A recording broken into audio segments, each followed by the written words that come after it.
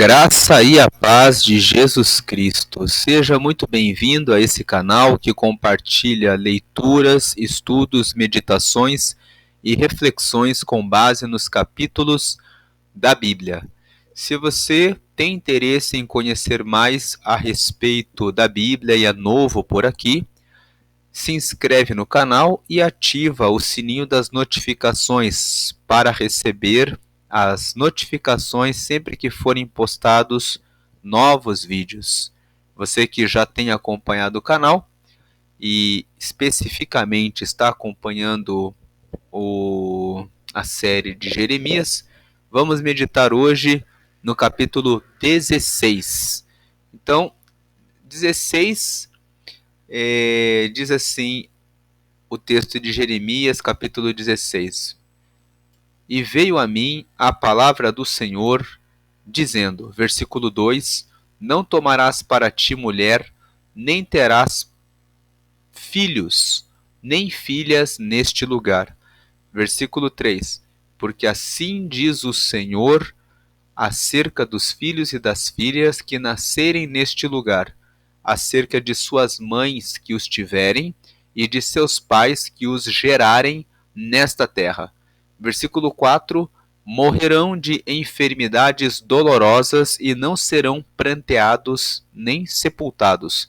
Servirão de esterco para a terra, e pela espada e pela fome serão consumidos, e os seus cadáveres servirão de mantimento às aves do céu e aos animais da terra. Versículo 5, porque assim diz o Senhor, não entres na casa do luto, nem vás a lamentar, nem te compadeças deles, porque deste povo, diz o Senhor, retirei a minha paz, benignidade. Benignidade é a qualidade de Deus de ser bom, de ser benigno. É a qualidade de Deus de derramar as suas bênçãos. Deus está dizendo que ele retirou a paz, a benignidade, né, a qualidade de derramar a sua bondade sobre o povo e misericórdia. Versículo 6. E morrerão grandes e pequenos nesta terra, e não serão sepultados, e não os prantearão, nem se farão por eles incisões, nem por eles se raparão os cabelos. Versículo 7. E nada se lhes dará por dó, para consolá-los por causa de morte, nem lhes darão a beber do copo de consolação pelo pai de alguém ou pela mãe de alguém. Versículo 8. Não entres na casa do banquete para te assentares com eles a comer e a beber. Versículo 9. Porque assim diz o Senhor dos Exércitos, o Deus de Israel, eis que farei cessar neste lugar, perante os vossos olhos, e em vossos dias, a voz de gozo e a voz de alegria, e a voz do esposo e a voz da esposa. Versículo 10. E será que quando anunciares a este povo todas estas palavras, e eles te disserem, por que pronuncia o Senhor sobre nós todo este grande mal? E qual é a nossa iniquidade? E qual é o nosso pecado? Que pecamos contra o Senhor, nosso Deus? Versículo 11.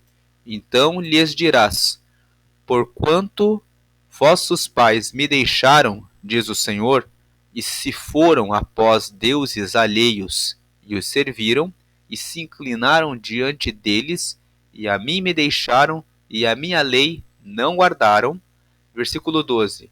E vós fizestes pior do que vossos pais, porque eis que cada um de vós anda após o propósito do seu malvado coração, para me não dar ouvidos a mim. Versículo 13. Portanto, lançar-vos-ei fora desta terra, para uma terra que não conhecestes, nem vós, nem vossos pais, e ali servireis a deuses estranhos, de dia e de noite, porque não usarei de misericórdia convosco. Versículo 14. Portanto, eis que dias vêm, diz o Senhor, em que nunca mais se dirá: vive o Senhor que fez subir os filhos de Israel da terra do Egito. Versículo 15. Mas vive o Senhor que fez subir os filhos de Israel da terra do norte e de todas as terras para onde os tinha lançado, porque eu os farei voltar à sua terra, que dei a seus pais. Versículo 16. O versículo 15, na parte final, Deus está falando: eu farei com que eles voltem para as terras de Israel, que eu dei para eles, na época em que eles saíram do Egito e foram. Ou seja, vão para a Babilônia, para a terra do norte, mas ainda vão voltar. Versículo 16. Eis que mandarei muitos pescadores, diz o Senhor, os quais os pescarão, e depois enviarei muitos caçadores, os quais os caçarão sobre todo o monte e sobre todo outeiro e até nas fendas das rochas. Versículo 17. Porque os meus olhos estão sobre todos os seus caminhos, ou seja, estão sobre todos os caminhos deles. Não se escondem perante a minha face, nem a sua maldade, ou seja, nem a maldade deles, se encobre aos meus olhos. Versículo 18.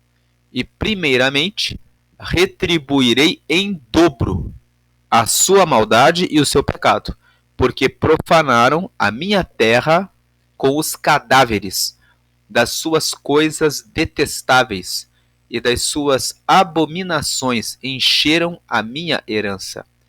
Veja que no versículo 18, Deus está falando que havia cadáveres e Deus fala que eles profanaram a minha terra.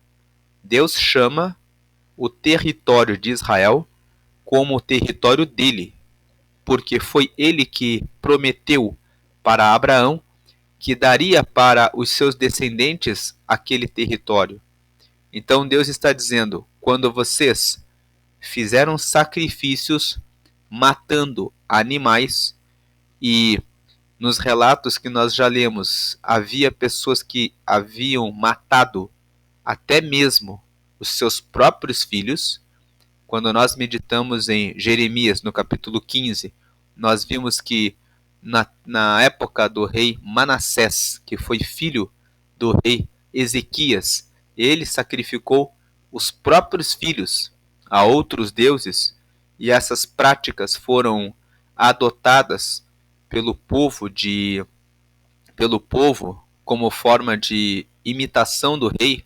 Esse tipo de culto foi instalado entre o povo. Deus fala que, né, vocês contaminaram, profanaram. Profanar é desrespeito ao que é sagrado. Deus estava dizendo assim: eu dei essa terra para vocês, eu separei essa terra para vocês, e o que é separado por Deus é santo. Deus fala assim: isso aqui, essa terra é uma terra que eu dei a vocês, e vocês desrespeitaram o que eu santifiquei. Isso é o mesmo que profanar, é desrespeito, desonra ao que é de Deus. E colocaram cadáveres das suas coisas detestáveis e das suas abominações encheram a minha herança. Deus fala: eu dei essa terra para vocês. Eu sou o pai de vocês, sou o Deus de vocês. Deixei essa terra como herança para vocês, e vocês encheram a minha herança, que eu dei para vocês, de abominações. Versículo 19. Ó Senhor, fortaleza minha e força minha e refúgio meu no dia da angústia. A ti virão as nações desde os fins da terra e dirão: nossos pais herdaram só mentiras e vaidade, em que não havia proveito. Versículo 20. Fará um homem para si deuses, que contudo não são deuses? Versículo 21. Portanto, eis que lhes farei conhecer. Desta vez lhes farei conhecer a minha mão e o meu poder, e saberão que o meu nome é Senhor. Então, nesse texto, nós podemos ver que Deus podemos dividir a, esse capítulo 16 em 4 partes. Na primeira parte, nós podemos dizer que Jeremias é instruído pelo Senhor a não se casar e a não ter filhos. Se nós estudarmos apenas o conteúdo da Bíblia, podemos dizer que Jeremias não se casou, pelo menos até ele terminar o seu ministério de pregar as profecias que o Senhor entregava a ele para declarar ao povo e ao rei que eles seriam punidos pelos seus pecados, ele não se casou. Primeiro porque, quando nós lemos Jeremias no capítulo 1, nós vemos que Deus fala para Jeremias assim: não digas que sou uma criança, porque eu te escolhi desde o ventre da minha mãe para anunciar a minha mensagem. Então, quando ele foi chamado, ele era muito jovem. E ele começa a entregar os recados de Deus, dos capítulos 1 até o capítulo 15. As mensagens dele são mensagens em que Deus informa ao povo a respeito da sua prostituição, conforme Jeremias capítulo 3. A prostituição consiste em Deus é o marido do o povo é a esposa, e essa esposa celebra adoração a outros maridos, quando oferece sacrifícios a outros deuses. Então Deus fala: vocês estão como uma prostituta, indo após outros deuses. Lá no capítulo 5, a mensagem que Deus entrega para Jeremias é de condenação ao povo em razão das injustiças que fazem. Não concedem o direito dos órfãos e das viúvas, os sacerdotes estão no erro e existem adultérios. Cada um anda rinchando a mulher do seu próximo. Deus usa uma expressão dizendo que eles são como animais, que eles estão ali como cavalos. Ainda no capítulo 8, Deus fala que não haveria enterro, mas haveria muitos mortos no meio do povo. Essas profecias que Deus entrega para Jeremias fazem com que ele se torne um profeta que chora. E o capítulo 9 mostra ele chorando. Por essa razão, especificamente no capítulo 9, quando Jeremias fala que se os meus olhos se tornassem uma corrente de águas, se a minha cabeça se tornasse em correntes de águas, como que dizendo que ele chorava tanto, tanto, tanto, por receber as mensagens de Deus do castigo que era iminente, que estava por vir sobre o povo, que ele gostaria que a cabeça e os olhos se tornassem rios de águas, porque as lágrimas eram muitas. Depois, no capítulo 11, nós vemos que existiu até uma trama de profetas dizendo: vamos caçar Jeremias e matá-lo, e vamos ver o que será das suas profecias. E no capítulo 12 existe até a orientação do próprio Deus falando para Jeremias assim: não te fies nos seus parentes, porque pela frente eles falam bem, mas logo após falam mal a seu respeito. Então Deus avisa Jeremias que até os seus familiares estavam falando mal a respeito dele, porque Jeremias só tinha uma palavra de juízo e uma palavra de condenação. Então, quando nós lemos esses textos, e até o último capítulo que nós lemos, o 15 e o 14, eles falam a respeito de juízo de Deus. Então, em nenhum momento existe um registro de Jeremias fazendo menção a alguma esposa ou a algum filho. E quando nós chegamos no capítulo 16, ele fala, logo nos primeiros versículos, e veio a mim a palavra do Senhor dizendo, não tomarás para ti mulher, nem terás filhos, nem filhas neste lugar. Considerando que Jeremias era um profeta, se ele já tivesse esposa, Deus não daria esse conselho para ele. Se Deus traz esse conselho para ele, não tome mulher aqui nesse lugar, então é possível dizer que Jeremias foi celibatário, que Jeremias ficou no celibato, ou seja, ficou totalmente dedicado para cumprir o seu ministério e não tomou mulher nesse lugar em que ele estava, que era em Judá. Justamente porque Jeremias, ele é um profeta que fica em Judá anunciando a invasão de um reino do norte. Esse reino do norte que invadiu Jerusalém no ano de 586 a.C. foi o exército de Nabucodonosor, o exército da Babilônia. Então, ele estava anunciando que essa invasão aconteceria em razão de Deus. Nesse ponto, nós podemos lembrar do livro do profeta Ezequiel. Nem em Ezequiel, especificamente no capítulo 9, Deus mostra para o profeta Ezequiel que Deus faria essa invasão acontecer. Então, aqui no canal, nós gravamos os estudos no livro do profeta Ezequiel. Quem quiser entender essa profecia que Deus entregou para Ezequiel, de que Jerusalém seria invadida pelo exército da Babilônia, pode buscar aqui no canal, na seção das playlists, o vídeo de Ezequiel, capítulo 9.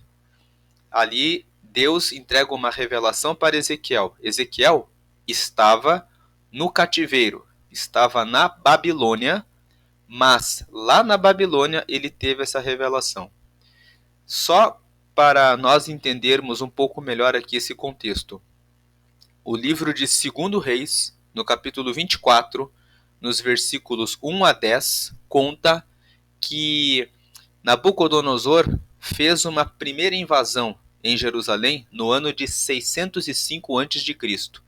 Nesse ano de 605, Nabucodonosor veio e obrigou Joaquim, que era o rei, a pagar tributos para a Babilônia. E Joaquim, nessa ocasião, aceitou a submissão. Porém, Nabucodonosor levou alguns escravos de Jerusalém para a Babilônia. Nesse ano de 605, foram levados para a Babilônia Daniel e os seus amigos. Então, Daniel, Misael, Ananias e Azarias foram levados nessa primeira invasão que ocorreu no ano de 605. Depois de alguns anos, em 597, o mesmo rei Joaquim se rebelou contra Nabucodonosor. O povo não queria mais continuar pagando tributos para a Babilônia. E aí o livro de 2 Reis, no capítulo 24, nos versículos 10 a 16, contam que Nabucodonosor foi novamente lá em Judá, destituiu Joaquim pela sua rebelião e no lugar dele colocou o irmão de Joaquim, que se chamava Matanias, que também era conhecido como Zedequias, que é o rei que ficou reinando até 586, quando Nabucodonosor faz a terceira invasão, e na terceira invasão, em 586 a.C., ele queimou Jerusalém a fogo, muitas pessoas morreram no fogo. Algumas pessoas começaram a fugir e o exército da Babilônia começou a matar as pessoas, e essas pessoas morreram pela espada. E um terceiro grupo de pessoas conseguiu escapar, mas tiveram que fugir para outras terras. Foram espalhados pelas terras. E no momento em que isso aconteceu, em 586 a.C., nós vamos ler isso nos próximos capítulos de Jeremias, e essa história está contada também no segundo livro dos Reis, no capítulo 25. Quando isso aconteceu cumprindo-se todas essas profecias que Jeremias está entregando aqui. E especificamente o fato das pessoas terem morrido, uma parte a fogo, uma parte a espada e outra parte espalhados pelas terras em volta, também é o cumprimento da profecia que Deus deu, da visão que Deus deu para Ezequiel no capítulo 5. Então, nós vemos que enquanto Ezequiel estava na Babilônia, no cativeiro, porque ele foi levado na segunda leva, quando Joaquim foi destituído e foi colocado Matanias no poder, conforme o texto de 2 Reis, capítulo 24, versículos 10 a 16, nesse momento Ezequiel foi para cativo para a Babilônia, e lá na Babilônia, como cativo, Deus entregava visões para ele a respeito do que aconteceria dentro dos anos seguintes, que Jerusalém seria invadida e morta, e Ezequiel entrega esses recados no livro, que é o livro do profeta Ezequiel. Jeremias ficou em Jerusalém, entregando os recados e as profecias para o rei Zedequias. Nós vamos ver na leitura dos próximos capítulos que tem encontros aqui de Zedequias com Jeremias, e Jeremias dizendo: o Senhor tem dito que o reino do norte virá até aqui e invadirá Jerusalém e levará o povo cativo, e muitos serão mortos à espada e a fogo, haverá fome, haverá peste, haverá tudo isso. Então veja que Jeremias, ele está lá em Jerusalém, ele está lá em Judá, né, entregando os recados, e ele é solteiro. E a palavra de Deus vem para ele dentro desse contexto no capítulo 16 e fala: você está solteiro? Não tomarás para ti mulher, e nem terás filhos nem filhas neste lugar. E aí Deus, o Senhor explica para ele o porquê. Versículo 3: porque assim diz o Senhor acerca dos filhos e das filhas que nascerem neste lugar, acerca de suas mães, que os tiverem, e de seus pais que os gerarem nesta terra. Versículo 4: o que acontecerá? Morrerão de enfermidades dolorosas, e não serão pranteados nem sepultados. Servirão de esterco para a terra. Como Deus já havia falado para o próprio Jeremias, nos capítulos anteriores nós lemos, ele falou: não haverá tempo de enterrar ninguém. Quando o exército da Babilônia invadir essa terra, as pessoas serão queimadas, outras serão mortas à espada, outros que vão fugir vão se espalhar pelas terras, e depois não vai haver pessoas para voltarem e fazerem o enterro dessas pessoas. E não vai ter tempo para fazerem as cerimônias de luto, os rituais. Então, se você tiver um filho, ele vai ficar ali com o seu corpo, que vai servir de esterco para a terra. E ele fala aqui, ó: e pela espada e pela fome serão consumidos. Vão morrer pela espada e pela fome. Ou seja, o exército da Babilônia vai matá-los. Quem ficar na terra não vai ter alimento, porque tudo vai ser queimado. E os seus cadáveres servirão de mantimento às aves do céu e aos animais da terra. Deus está repetindo o que já tinha falado anteriormente. Aí vem o versículo 5: porque assim diz o Senhor. Aqui do versículo 5 até o versículo 6, 7, Deus está falando uma segunda coisa. Primeira coisa, do versículo 1 até o versículo 3, né, 4, não se case, não tenha filhos, porque eles vão morrer, né, as mães desses filhos, né, elas vão sofrer, as mães, porque esses filhos, né, e os pais, ele fala, ó, as mães que os tiverem e seus pais que os gerarem na terra. O que vai acontecer com os filhos? Eles vão morrer dessa forma. Servirão de esterco, morrerão pela espada e pela fome, serão consumidos. Versículo 5, 6 e 7, Deus fala para que Jeremias não entre na casa do luto.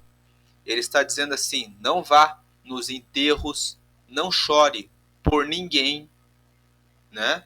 Ele fala, não entres na casa do luto, nem vás a lamentar, nem te compadeças deles, porque deste povo, diz o Senhor, retirei a minha paz, benignidade e misericórdia. Deus está dizendo, não chore pelo fato deles estarem em sofrimento, porque o sofrimento que eles estão passando é uma consequência da sua idolatria, é uma consequência da minha ira. Eu tirei deles a minha paz, eu tirei a minha qualidade de derramar bondade sobre eles e a minha misericórdia. Versículo 6, e morrerão grandes e pequenos nesta terra. Deus está falando, a morte vai ser ampla. Não importa se a pessoa é rica ou pobre. Não importa se a pessoa é uma liderança ou uma pessoa do povo. Todos, sem qualquer diferença, serão mortos. Vão morrer. E todos não serão sepultados. Porque não vai haver pessoas para fazerem o sepultamento. E fala, não os prantearão, não vai ter quem chore por eles na hora do enterro, nem se farão por eles incisões, nem por eles se raparão os cabelos. Aqui, incisões eram alguns rituais em que as pessoas pegavam alguns objetos cortantes, cortavam algumas partes do corpo em sinal de sofrimento por alguém ter morrido. Aqui, quando nós lemos o versículo 6 em Jeremias, quando Deus fala, não vai ter tempo para eles fazerem sepultamento de ninguém, não vai ter tempo para chorarem pelos mortos, não vai ter tempo para eles fazerem incisões, ou seja, não vai ter mais tempo para que eles continuem fazendo os seus ritos pagãos. Por que ritos pagãos? Porque em Levítico, no capítulo 19, no versículo 28, havia, vamos ver aqui, Levítico, no capítulo 19, Levítico, no capítulo 19, aqui no versículo 28, diz aqui, ó, pelos mortos não dareis golpes na vossa carne, nem fareis marca alguma sobre vós. Eu sou o Senhor. Então, nesse texto de Levítico 19, na primeira parte, ele fala, vocês não devem fazer golpes, né? Tem uma outra versão que fala, não fareis cortes nos vossos corpos pelos mortos. Quando Deus fala assim, o povo daqui vai morrer e não vai ter tempo para fazer sepultamento, nem de chorarem pelos mortos, e também não vai ter tempo para que façam esses rituais que andam fazendo, que é para a adoração de outros deuses, que os rituais pagãos incluíam a possibilidade de, incluíam nos seus ritos a realização de incisões no corpo pelos mortos. Deus está dizendo assim, não vai ter tempo deles sepultarem, nem chorarem por ninguém, e também estou fazendo uma justiça. Não vão mais fazer os rituais de outros deuses que incluem incisões. Nem por eles se raparão os cabelos. O raspar os cabelos, não existe nenhuma proibição no Levítico, na lei, nem na Bíblia, dizendo que o raspar os cabelos era proibido. A lei de Moisés não trazia nenhuma proibição em relação a esse assunto. Porém, lá no livro do profeta Ezequiel, no capítulo 5, nós lemos, né, já comentamos esse capítulo 5 de Ezequiel aqui no canal, você que quiser aprofundar esse estudo pode acessar esse vídeo também para vê-lo. Deus mostra para Ezequiel, diz para Ezequiel: pegue uma faca e raspe os seus cabelos e a sua barba, e pegue os seus cabelos e coloque sobre uma balança e divida em 3 partes. Uma parte você queima no fogo, na outra parte você passa a espada em volta, e na outra parte você coloca para ser espalhada pelo vento. Porque eu cortarei o cabelo, simbolizava o povo, a barba simbolizava os sacerdotes. Deus fala assim: eu pegarei o povo, colocarei sobre a balança, ou seja, o colocarei sobre a minha justiça, que é exata e perfeita, e 1/3 do povo será morto pelo fogo, o outro terço que escapar do fogo será morto pela espada, e quem escapar do fogo e da espada será espalhado por outras terras. Então Deus dá essa orientação para Ezequiel no capítulo 5, simbolizando como Deus destruiria o seu povo dessa forma. Como nós já dissemos, quando Nabucodonosor invadiu Jerusalém, ele queimou a cidade a fogo. As pessoas que correram, algumas foram mortas pelo exército, pela espada, e a outra parte que conseguiu escapar teve que ir para outras terras e não puderam mais voltar, ficaram espalhados, cumprindo-se a profecia que Deus entregou para Ezequiel e cumprindo-se também as profecias que o próprio Jeremias entregou. Nós já vimos nos estudos dos capítulos anteriores que Deus fala para Jeremias, e aqui nesse próprio capítulo 16, nós vemos que ele fala: morrerão de enfermidades dolorosas os filhos, se não serão pranteados nem sepultados, servirão de esterco para a terra, morrerão pela espada e pela fome, serão consumidos, e os cadáveres serão mantimento para as aves dos céus, como Deus já tinha falado aqui pelo profeta Jeremias em um capítulo anterior, em que ele fala: não haverá vários corpos, haverá vários sepultamentos.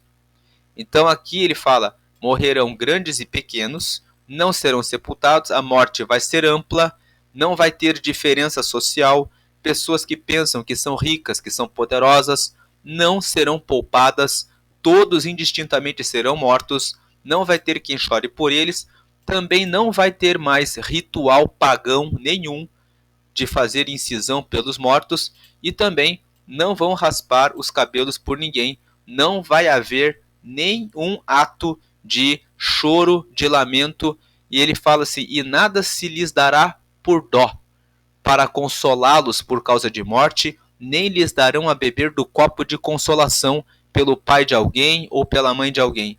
Ninguém vai chegar: meus pêsames, que pena, meus sentimentos, morreu seu filho, morreu a sua filha.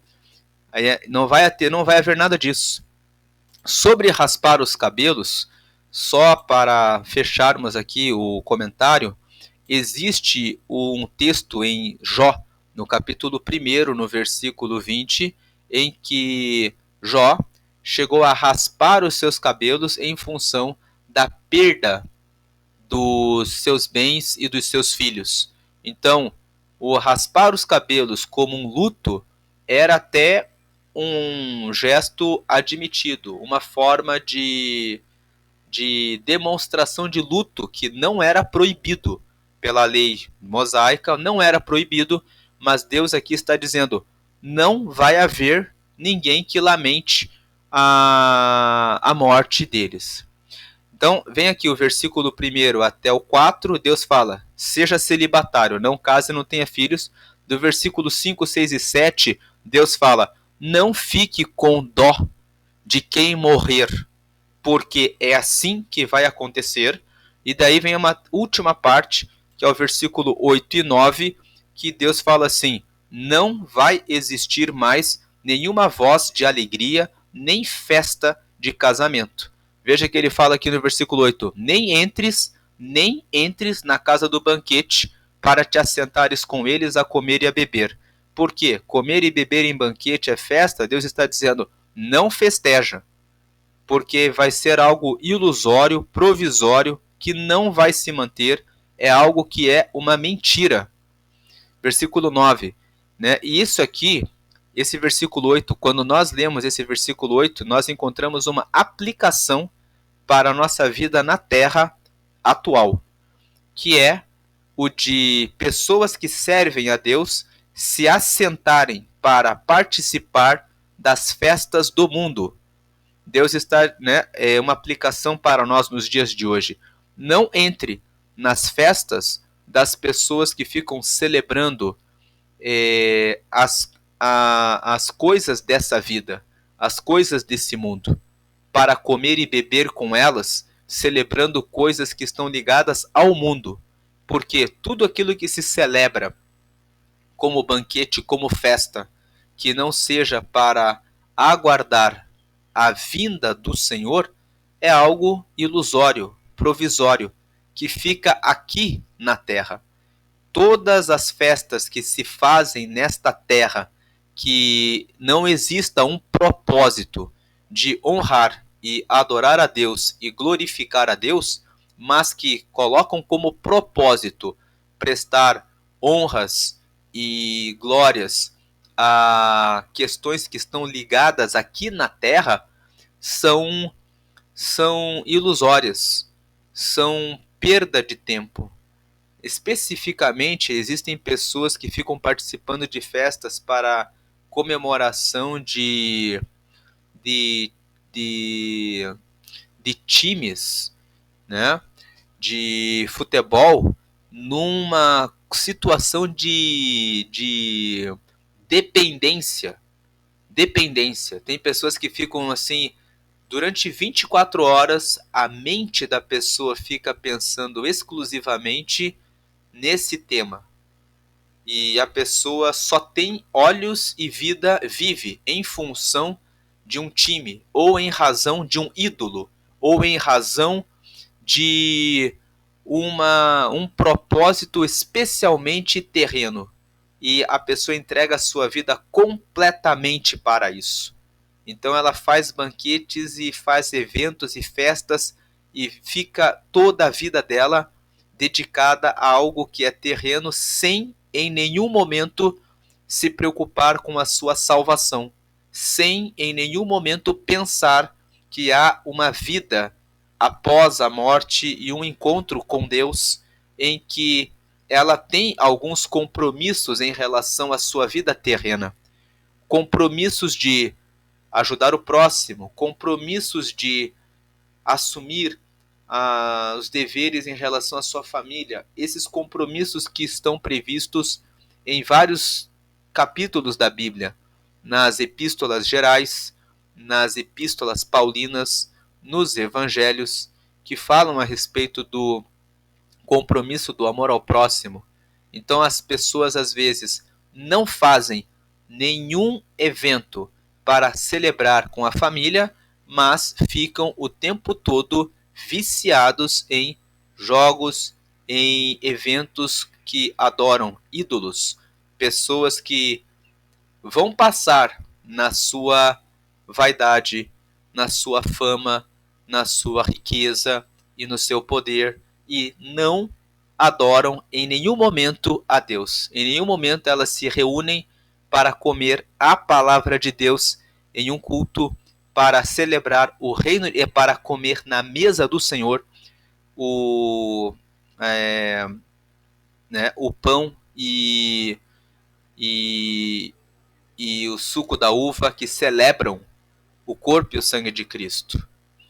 Então, isso aqui fica uma aplicação, né? Não entres na casa do banquete para te assentares com eles a comer e a beber, porque eles estão sentando nesses banquetes, mas por algo ilusório, que não vai trazer salvação para eles.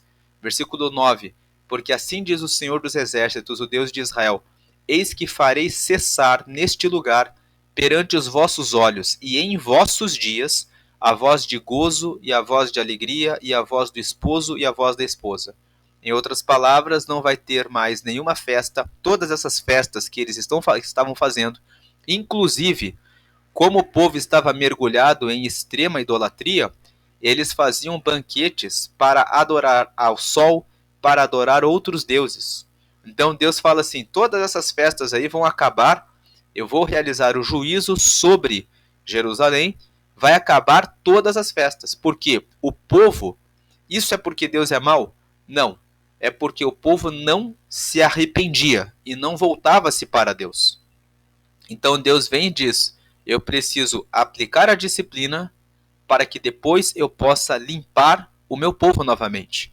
Nós vamos ver aqui, né, na leitura, como nós já lemos o capítulo inteiro, né, nós vimos ali que nos versículos à frente, Deus fala que haverá um tempo de retorno. Mas aqui, versículo 1 a 9 é isso. Daí do versículo 10 até o versículo 13, Deus explica qual é a razão da destruição. Deus ele não faz nada sem dizer por que ele está fazendo. Então veja, o versículo 10 ele fala: e será que quando, Deus fala para Jeremias, e será que quando anunciares a este povo todas estas palavras, e eles te disserem, por que pronuncia o Senhor sobre nós todo este grande mal? E qual é a nossa iniquidade? E qual é o nosso pecado? Que pecamos contra o Senhor nosso Deus? Deus está falando, quando o povo chegar até você, Jeremias, e fizer essas perguntas desse jeito, você vai responder o seguinte, versículo 11: então lhes dirás, porquanto, que significa porque, né? É porque vossos pais me deixaram, diz o Senhor, e se foram após deuses alheios, e os serviram, e se inclinaram diante deles, e a mim me deixaram, e a minha lei não guardaram. Versículo 12: e vós fizestes pior do que vossos pais, porque eis que cada um de vós anda após o propósito do seu malvado coração, para me não dar ouvidos. Então, nos versículos 11 e 12, Deus explica: os pais de vocês deixaram de o culto ao meu nome e estão adorando outros deuses. A ira de Deus, o motivo, a ira de Deus é que foi Deus que fez a promessa para Abraão que deixaria que eles saíssem do Egito e viessem e ocupassem as terras de Israel. Então Deus considera que as terras de Israel são herança que ele, Deus, deu para eles. Deus considera que as terras que são ocupadas pelo povo de Israel, pelo povo de Judá, que também se inclui, são uma terra santa, que foi separada por Deus. Santo vem de Kadash, que significa separado. Aquilo que é do Senhor é separado, é especial, porque vem do próprio Deus. Ele mesmo deu para o povo. Então, ele fala assim, vocês pegam o que é meu, o que é santo, e colocam outros deuses. Vocês estão desrespeitando o que eu santifiquei. Isso é profanar, é profanação. É desrespeito ao que é sagrado, ao que é santo, e Deus fala, vocês desonraram a minha herança, eu como pai dei para vocês e vocês passaram por cima da minha herança. Então fala, adorando outros deuses, e vós, o povo que estava ali ouvindo, fizestes pior do que os vossos pais, porque cada um de vós anda após o propósito do seu malvado coração. O malvado coração é ter um coração que é ingrato. É você dizer, foi Deus que deu, é não reconhecer que foi do Senhor que vieram as bênçãos. O malvado aqui se refere a isso, é um coração mau. É um coração que não respeita a pessoa de quem recebeu o presente, não respeita o próprio Pai, que é Deus, desonra a sua família, que é ser família de Deus. E tem um malvado coração para mim não dar ouvidos a mim. Aí versículo 13, Deus explica nos versículos 11 e 12 qual era o motivo de Deus ordenar o mal sobre eles. E aí no versículo 13 ele fala, portanto, é por esse motivo que lançar-vos-ei, ou seja, que lançarei vocês fora desta terra, para uma terra que não conhecestes, nem vós, nem vossos pais. E ali servireis a deuses estranhos, de dia e de noite, porque não usarei de misericórdia convosco. O que Deus está dizendo aqui é, já que vocês querem ficar honrando outros deuses, então eu vou lançar vocês de fora dessa terra que fui eu que dei para vocês, e vocês fiquem lá fora. na terra de estranha, aí vocês ficam adorando os deuses que vocês querem adorar, que são os deuses estranhos. Na minha terra, não, porque isso aqui, a herança é minha, fui eu que dei. Isso aqui nos traz uma aplicação. Sempre que você se valer de uma autoridade de Deus, de algo que Deus deu a você, e você usar isso de maneira indevida, tem um momento em que Deus realiza o corte. Eles ficaram durante algum tempo usando as terras sem que houvesse nenhuma justiça, sem que houvesse nenhuma manifestação de Deus. Mas Deus estava o tempo todo vendo o que eles estavam fazendo. Tanto que Deus vem e fala para Jeremias: quando perguntarem, você fala para eles: os vossos pais foram após outros deuses. Deus já tinha visto os pecados dos pais, mas Deus ele tem sempre um copo de justiça, que ele aguarda um tempo para que haja arrependimento. Se o arrependimento não vem naquele tempo, então ele derrama a sua justiça. Uma coisa nós extraímos para aplicação na vida cristã: Deus é justo. Então, quando Deus manifesta a sua justiça, ele vai manifestar a justiça depois de já ter dado chances, oportunidades para que as pessoas possam se arrepender. Se elas não se arrependem, ele é justo e fiel na sua palavra. Ele sempre diz que de todo pecado tem uma consequência. Algumas pessoas querem dizer que quando Deus aplica o mal, que Deus revela a sua maldade. Na verdade, quando Deus permite que o mal venha, ele revela que ele é justo, que ele faz diferença entre aquele que decide obedecer e cumprir as coisas, os mandamentos que ele deixou, daqueles que não obedecem. Imagine se Deus fosse um Deus fraco, que fosse apenas amor e amor e amor. Então todas as pessoas poderiam fazer o que quisessem e bem entendessem, e não haveria nunca, jamais, uma aplicação de pena. Imagine aqui na Terra se os homicidas, os corruptores, os que praticam atos criminosos que ferem de forma grave as pessoas e o patrimônio não tivessem que responder a um processo criminal e nunca fossem presas, porque sempre que fizessem alguma coisa assim, toda a coletividade se reuniria e diria: você está perdoado, nós amamos uns aos outros. Sim, o amor, nós amamos as pessoas, mas é necessário que as pessoas recebam uma pena por aquilo que fazem.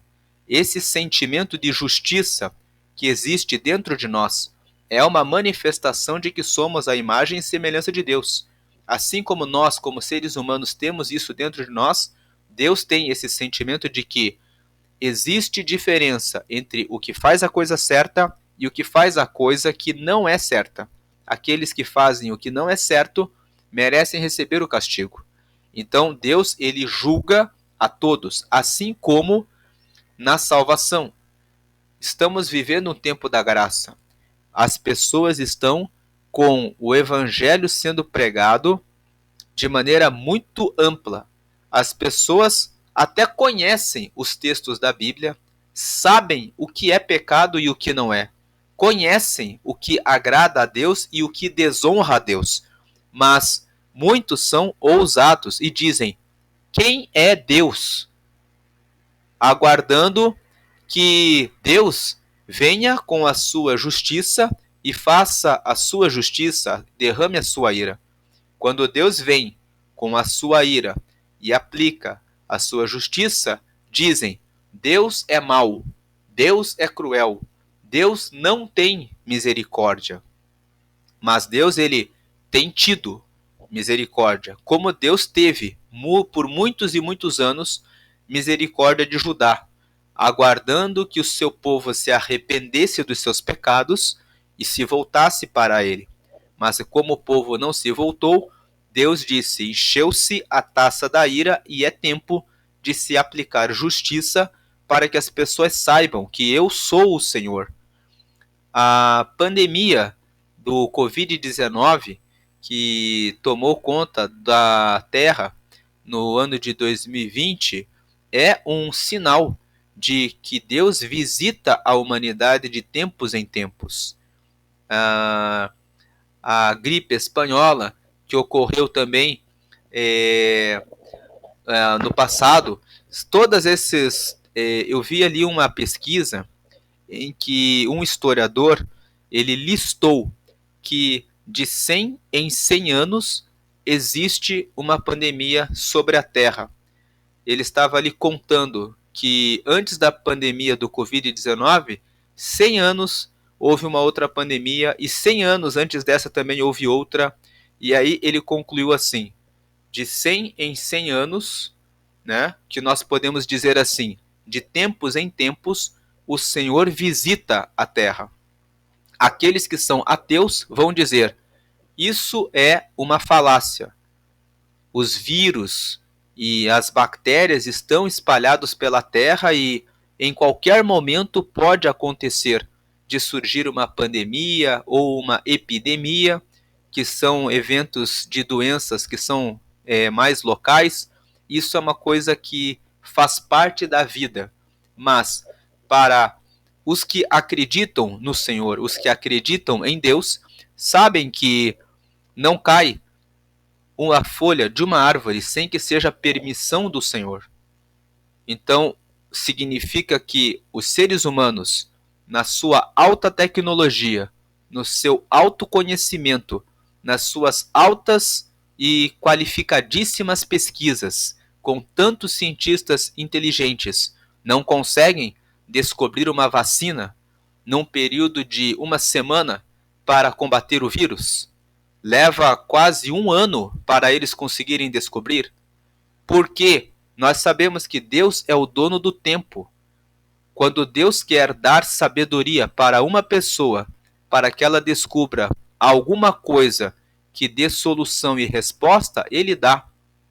Nós vemos que lá no livro no Pentateuco ali, nos primeiros livros da Bíblia, quando Deus mandou umas serpentes que picavam o povo no deserto e eles ficavam doentes, Deus disse para Moisés, faça uma serpente e coloque em um pedaço de madeira e levante esse pedaço, essa madeira, e todo aquele que for picado pela serpente e olhar para essa serpente que você vai erguer, será curado. Essa passagem mostra que quando Deus quer trazer a cura imediata, Ele traz. Então, o tempo que a humanidade fica tentando pesquisar o medicamento é o tempo de justiça de Deus. É como se Deus dissesse, vai surgir a pandemia, vou permitir, ela vai durar cerca de um ano, durante esse período de um ano, eu exporei a vergonha, a humilhação daqueles que dizem que são poderosos, daqueles que dizem que governam o mundo, daqueles que pensam que têm o poder nas mãos. Eles não descobrirão a solução e muitos morrerão, serão enterrados, serão sepultados, não serão pranteados. Aí alguém pode pensar assim, mas o meu pai, a minha mãe, eles eram da igreja, eles eram cristãos, eles eram tementes a Deus, e eles também morreram. Sim, quando Deus envia a peste, a fome, a espada e a praga, ela vem sobre todos. Mas a diferença é que o seu pai, a sua mãe, aqueles que estavam com o Senhor na segunda morte, eles não sofrem. Deus sabe que esses que Ele permite que se vão por meio dessas doenças, por meio desses atos de justiça do próprio Deus, já serão recolhidos para Ele próprio. Então, aqueles que já estão com Ele não têm com o que se preocupar. Quem precisa se preocupar são os que não estão com Ele. porque os que não estão com ele morrem dessa forma e passam pela segunda morte. Não herdarão o reino de Deus, não estarão no reino de Deus. Então, hoje é um minuto antes de avançar. Cristãos morrem de todas as formas. Ouvi um pai cristão que tinha um filho cristão e o filho dele, cristão, saiu em uma comunidade lá no Rio de Janeiro, foi confundido com uma outra pessoa e foi morto por um policial com de forma a queima-roupa. Saiu para comprar algum alimento para casa e morreu dessa forma. O policial olhou para ele, abordou e disse: "Você é tal pessoa?"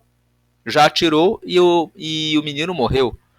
E esse pai estava dizendo que passou um tempo de crise na sua fé, porque, como pregador que era, não conseguiu pregar durante algum tempo, porque ficou pensando como que o meu filho morreu dessa forma e o Senhor não deu a ele o livramento. Então ele ficou meditando, meditando, até que depois ele entendeu: se ele foi dessa terra, Deus deu a ele o consolo, está comigo. Se está com o Senhor, está melhor do que se estivesse aqui. Quem sabe se à frente poderia tomar um caminho diferente, poderia receber um convite de alguém e sair da presença de Deus e não retornar mais, e morrer depois de já se ter afastado do caminho de Deus.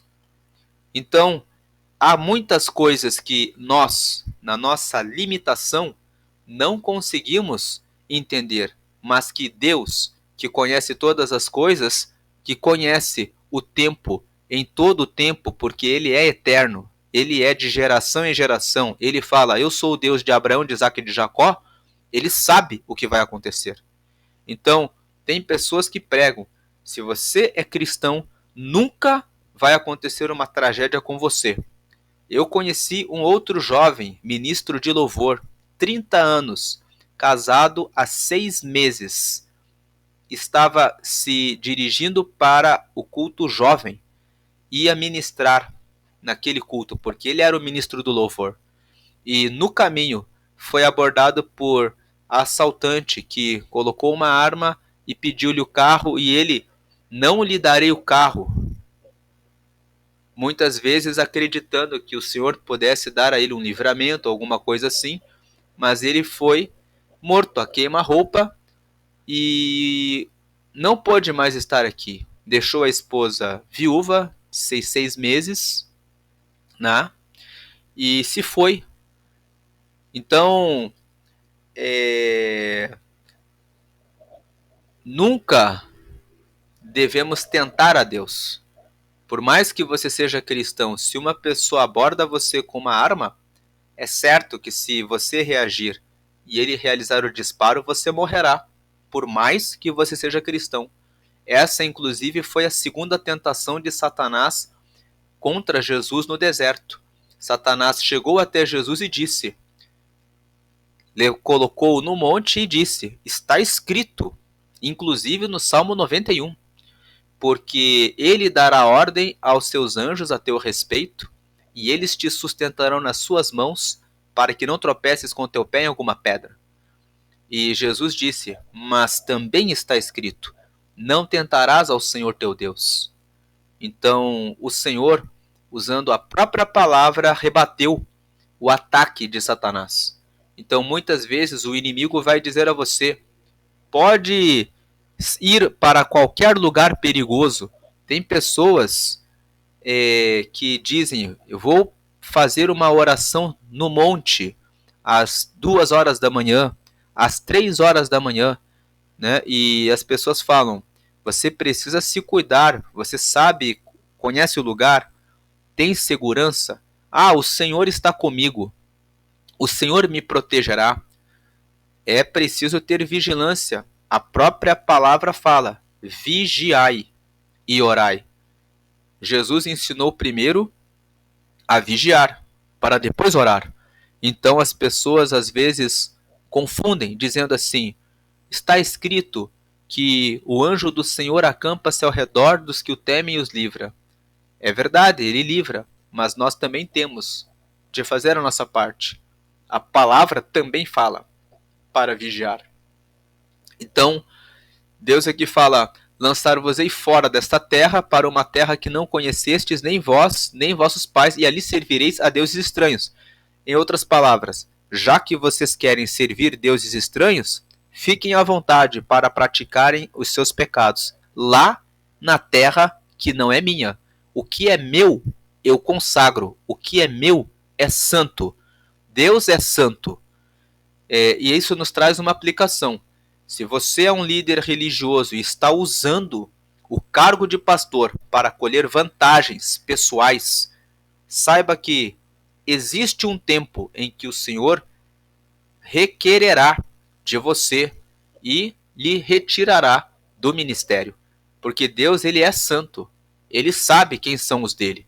Ele pode até deixar você fazer isso por um tempo, mas haverá um tempo de justiça. Haverá um tempo em que ele colocará a sua espada para que você seja arrancado do ministério, para que o escândalo seja revelado, para que a glória dele seja mostrada. O Senhor, ele mostra a glória dele no sentido de que ele fala: não brinquem comigo, não brinquem com as coisas do Senhor. Existe o tempo de justiça. Talvez você está escandalizado ou escandalizada com alguém que você sabe que a pessoa ocupa a liderança e que a pessoa fez e faz coisas erradas. Não fique escandalizado. Entenda que o próprio Senhor Jesus disse que escândalos acontecem. Não foram eles que morreram por você na cruz. Quem morreu por você e pagou a tua salvação foi o Senhor Jesus. E o Senhor Jesus não fez nada de errado. Se você ler os evangelhos, você vai ver que ele não reagiu quando o prenderam para o matar, e o motivo da morte dele foi derramar um sangue inocente para que por ele todos recebessem o perdão dos pecados. Os seus pecados estão perdoados, não pelo pastor corrupto, nem pela liderança corrupta. Se você é católico, caiu aqui nesse canal, está ouvindo essa palavra, está pensando, mas o padre fez coisa errada, porque também existem escândalos entre os líderes católicos. Não foi ele que morreu por você. Quem morreu por você foi Jesus. Então, Jesus foi quem morreu por nós. E é apenas Jesus que traz salvação. Se você ainda não fez uma oração para receber a Jesus, faça uma oração simples. Diga: Senhor Jesus, eu te aceito como meu único Senhor e Salvador. Escreve o meu nome no céu, no teu livro da vida, e me dá o teu Espírito Santo para me orientar até chegar no céu, em nome do Pai, do Filho e do Espírito Santo. Amém. Faça essa oração. É uma oração simples em que você recebe Jesus como teu Senhor e Salvador. Você pede que ele escreva o teu nome lá no céu, no livro da vida, que é o livro em que ele anota o nome de todos os que aceitaram a Jesus. E a última frase você pede para que o Espírito Santo esteja com você até chegar no céu. O Espírito Santo é aquele que fala conosco e revela para nós a vontade de Deus e nos faz andar no caminho correto, no caminho certo. Aí vem o versículo 14 até o versículo 18. Do versículo 14 até o versículo 18, Deus faz uma promessa. Sempre que Deus passa a espada para corrigir o seu povo, ele não passa a espada porque ele quer matar as pessoas. Ele passa a espada com a finalidade de disciplinar o povo, com a finalidade de dizer: eu sou Deus, eu sou o Pai. É uma posição de comando. Assim como um pai corrige o seu filho quando faz alguma coisa errada e o coloca em uma situação de castigo, Deus aplica a disciplina, mas o objetivo de Deus é sempre que os filhos se arrependam e recebam o bem novamente. Então vem Deus aqui e fala assim, ele falou no versículo 13, portanto, eu vos lançarei fora dessa terra para uma terra que vocês não conhecem, nem vós, nem vossos pais, e ali servireis a deuses estranhos de dia e de noite, porque não usarei de misericórdia convosco. Esse é o primeiro portanto. Vocês se desviaram, então vocês vão para outras terras. Mas, por causa de vocês irem para outras terras e ficarem sofrendo, e como eu não quero que o sofrimento seja perpétuo, portanto, agora vem um outro portanto, que é o portanto da promessa de que ele vai trazer salvação novamente, que é o portanto, né, depois que vocês ficarem lá sofrendo por um tempo, vem o outro portanto. Portanto, depois de vocês sofrerem, eis que dias vêm. Vai vir dias depois, que diz o Senhor, em que nunca mais se dirá: vive o Senhor que fez subir os filhos de Israel da terra do Egito. Por quê? Né? Mas, versículo 15, mas vão dizer: vive o Senhor que fez subir os filhos de Israel da terra do norte. A Babilônia, que invadiu Jerusalém, ficava ao norte de Judá. E de todas as terras para onde os tinha lançado, porque eu os farei voltar à sua terra que dê a seus pais. Então, quando o povo de Israel estava morando em Israel, a terra de Israel foi herdada da saída do Egito. Eles saíram do Egito, depois Josué ajudou, organizou as tribos de Israel para que eles fizessem as guerras e tomassem as terras de Israel, e o povo de Israel estava morando nesse território por causa das vitórias ao longo do período de Josué.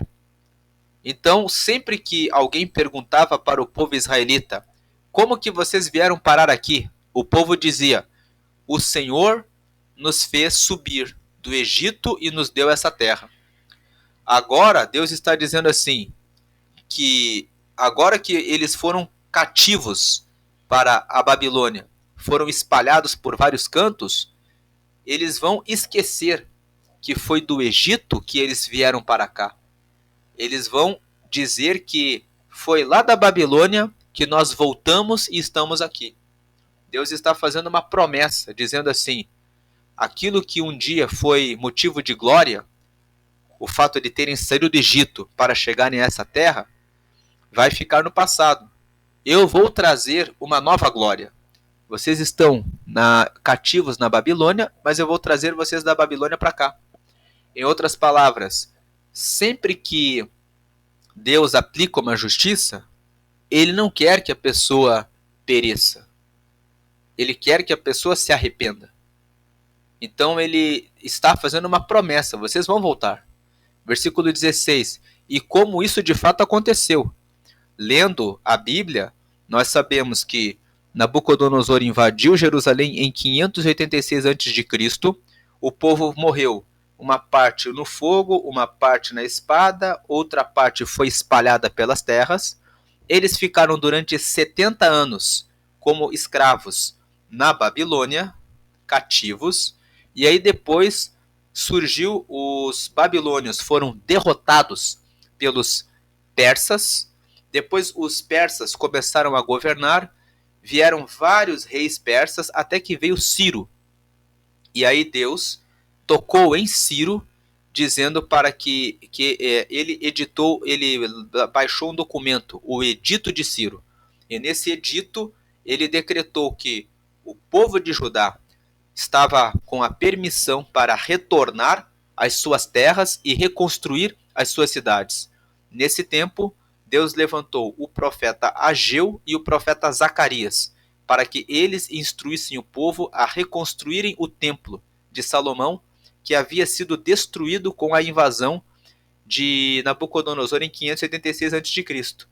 E eles reconstruíram a cidade. E Neemias, inclusive, o livro de Neemias, é um livro que revela: ele era copeiro do rei e ele pede permissão para ir até Jerusalém para reconstruir os muros da cidade. Então ele reconstrói, e depois nós vemos o livro de Esdras, em que ele procura restaurar a lei para o povo. Então Deus sempre vai levantar um Esdras, sempre vai levantar alguém para trazer, assim como Deus levanta o profeta, que avisa a respeito do seu juízo, como levantou Jeremias e Ezequiel, depois de cumprimento do castigo, depois do cumprimento da disciplina, Deus levanta outros profetas, como levantou Ageu e Zacarias, e como levantou Esdras. Deus levanta pessoas que trazem o ensino da sua palavra e profetas que trazem as boas novas do Senhor, para que o povo seja restaurado. Assim como Deus levantou os evangelistas para trazerem todo o registro das obras que Jesus fez, para que as pessoas possam herdar o reino de Deus e a salvação, deixando esses registros na Bíblia, para que as pessoas possam encontrar o caminho para acessarem Deus. Então Deus fala que eles vão dizer que nós voltamos da Babilônia, nós voltamos do norte, nós agora estamos aqui de volta. É isso, Deus está dizendo, aquilo que foi destruído ele restaurará. Então, se você tem um parente, um filho ou algum amigo que saiu do caminho do Senhor e está sofrendo lá fora, ore por ele. Deus pode trazer um novo tempo. A pessoa pode voltar e ser restabelecida, pode ser restaurada. E você vai dizer, glória, porque agora eu tinha caído, mas eu retomei o caminho e eu estou aqui de volta. Versículo 16, eis que Deus ele se preocupa tanto em que ele quer de volta o seu povo, que ele fala aqui, eis que mandarei muitos pescadores, diz o Senhor, os quais os pescarão. Deus está dizendo, eu vou recuperar o meu povo. E depois enviarei muitos caçadores, os quais os caçarão sobre todo o monte, sobre todo outeiro e até nas fendas das rochas. Esse caçar aqui não significa que Deus vai caçar as pessoas para trazer novamente. O caçar aqui tem uma conotação de castigo. O pescadores tem a conotação de que ele vai trazer o povo pela misericórdia, mas ele também vai caçar os que foram espalhados e continuam insistindo no erro, continuam insistindo no pecado.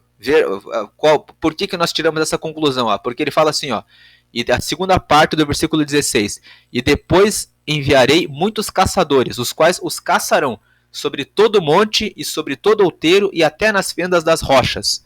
Né? Porque os meus olhos, versículo 17, estão sobre todos os seus caminhos, ou seja, sobre todos os caminhos deles. Não se escondem perante a minha face, nem a sua maldade se encobre aos meus olhos. Versículo 18, e primeiramente retribuirei em dobro a sua maldade e o seu pecado, porque profanaram a minha terra com os cadáveres das suas coisas detestáveis, e das suas abominações encheram a minha herança. Deus está dizendo, eu vou trazer o meu povo, que vai voltar arrependido, vou pescar os que são os peixes, e aqueles que ficaram do lado de fora e que vão querer voltar, eles vão ser caçados para receberem em dobro pela sua maldade e pelo seu pecado. Ou seja, eu sou realmente justo, ninguém escapa dos meus olhos. Quando alguém faz alguma coisa, seja certa ou errada, eu conheço todas as coisas.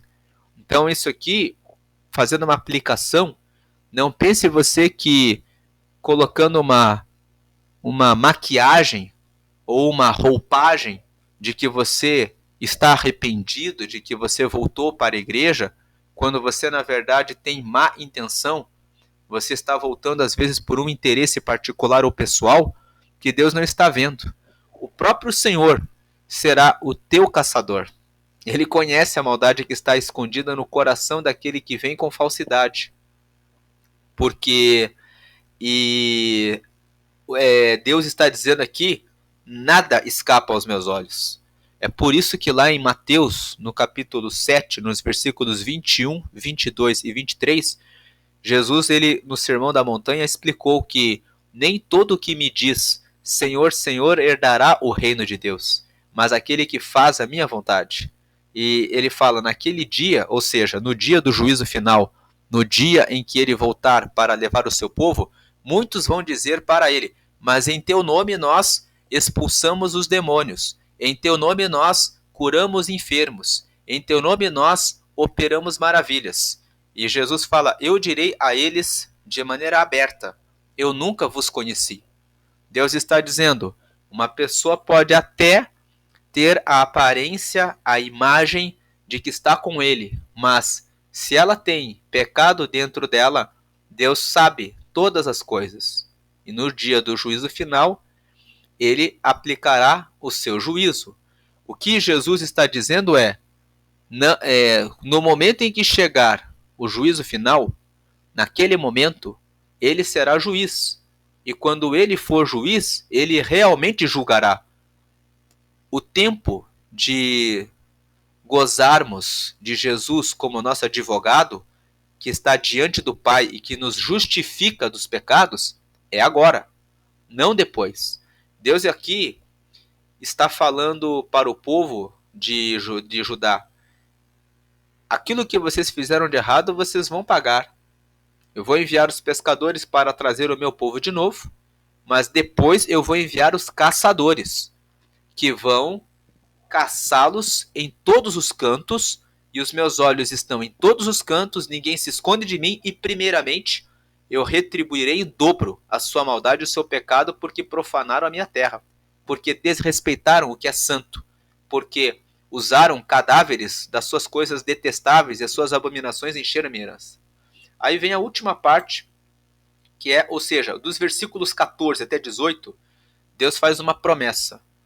Eu vou restabelecer o meu povo sobre essa terra. O meu mal não dura eternamente. Ele tem um tempo de volta. O único mal que vai durar eternamente vai ser o juízo final. Deus já deixou registrado na própria palavra no Apocalipse, que no dia do juízo final, naquele momento, esse juízo, ele de fato coloca fim na história. Nós não sabemos quando esse tempo acontecerá, o que nós sabemos é que nós estamos vivendo os eventos do fim. O amor de muitos está frio, o pecado se multiplicou na terra de maneira violenta, muitas pessoas não querem mais pregar contra homossexualismo e lesbianismo, contra a ideologia de gênero, mas isso é pecado e é abominação aos olhos do Senhor. Também os divórcios e a fornicação, a falta de respeito entre as pessoas, tudo isso são pecados, mas que o próprio Senhor disse que nos últimos dias o pecado seria muito grande, seria extremo, como foi no começo, quando houve o dilúvio, quando houve a destruição de Sodoma e Gomorra. E nós estamos vendo o pecado se multiplicando, isso revela quanto aquilo que a palavra anuncia é verdade. Essa palavra que nós estamos meditando em Jeremias mostra como a palavra é verdadeira. Jeremias escreveu essas profecias e Deus mandou que ele escrevesse, colocasse em rolos e escondesse nos vasos. Nós vamos ver isso nos próximos capítulos. E teve momentos em que outros profetas que eram contra Jeremias pegavam o rolo e rasgavam. E Deus dizia novamente para Jeremias a palavra e falava, guarda no rolo, guarda no vaso, deixa escondido no vaso. Porque quando invadirem Jerusalém, vão quebrar o vaso e vão encontrar o rolo escrito. E é por isso que essas palavras aqui estão registradas na Bíblia. Porque o próprio Deus orientou Jeremias a guardar esses textos em rolos e guardá-los em vasos, que permitiram que chegassem até nós, para trazer a revelação para nós. de que Deus é Deus, de que Deus ele revelou para os seus profetas antes que a invasão de Jerusalém acontecesse, e tudo aconteceu como ele anunciou. Então, se no passado o Senhor trouxe essas revelações para Jeremias, para Ezequiel, que escreveram o que viram, é certo que o que João viu na ilha de Patmos, lá no Apocalipse, dizendo que haverá um fim, também é verdade. As pessoas zombavam de Jeremias. Jeremias chegou até mesmo a ser preso, chegou a ser colocado numa masmorra, chegou a sofrer violência de um outro profeta que o agrediu. Mas Deus disse para ele: mantenha-se firme naquilo que você fala, porque isso certamente acontecerá. E Jeremias tinha tanta certeza da relação que ele tinha com Deus, de que Deus cumpriria aquilo, que ele chega a chorar, como nós lemos em Jeremias no capítulo 9. Ele chora porque ele sabe que aquilo que Deus havia dito aconteceria. Vem aqui o versículo 19. Ó Senhor, fortaleza minha, e força minha, e refúgio meu no dia da angústia. Isso aqui é, quando o povo voltasse, o povo faria essa oração. Deus está aqui, Jeremias está dizendo, vai chegar um tempo em que o povo vai orar assim. Ó Senhor, fortaleza minha e força minha e refúgio meu no dia da angústia. A ti virão as nações desde os fins da terra e dirão, nossos pais herdaram só mentiras e vaidade, em que não havia proveito.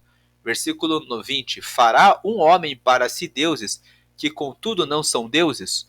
Deus está dizendo, aqui Jeremias está fazendo uma anotação, dizendo assim, Deus está falando para Jeremias, depois quando eles voltarem, depois deles pagarem em dobro as suas maldades, os seus pecados, o próprio povo vai se arrepender e o povo vai dizer assim, será que um homem vai fazer deuses que não são deuses?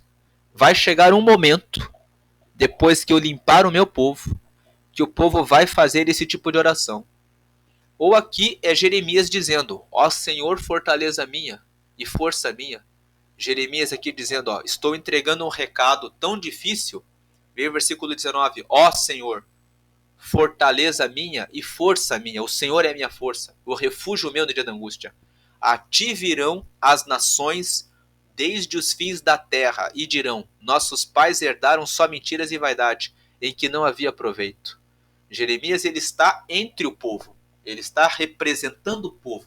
Ele está como intercessor do povo. Então ele fala assim, vai chegar o dia, Deus, que nós vamos, né? Ó Senhor, o Senhor é a minha fortaleza, o Senhor é a minha força, o Senhor é o meu refúgio no dia da angústia, né? Vai chegar o dia, Deus, que as nações vão chegar aqui, de todos os lugares, desde os fins da terra, e quando eles chegarem, veja, quando ele fala as nações, desde os fins da terra, a ti virão as nações desde os fins da terra e dirão, nossos pais herdaram só mentiras e vaidade em que não havia proveito, ele está falando aqui, ó, as nações é o próprio povo de Judá, que foi espalhado pelas nações.